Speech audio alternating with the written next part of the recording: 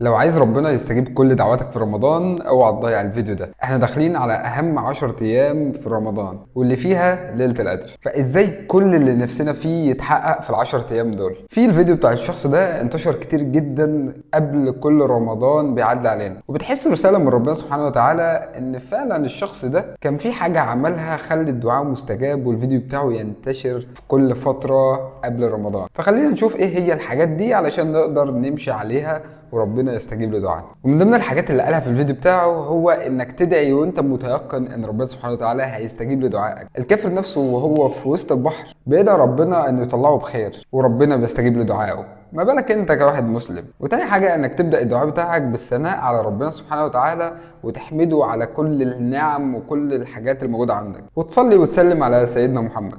اما تالت حاجه هتاخد كل الحاجات اللي نفسك فيها وتكتبها في ورقه وتفضل تلح بيها على ربنا سبحانه وتعالى خلال الفترة الجاية. وأخيرا لازم أكلك وشربك يكونوا حلال، فأطب مطعمك تكن مستجاب الدعوة. فما تنساش تشارك الفيديو علشان الخير يعم مع الجميع.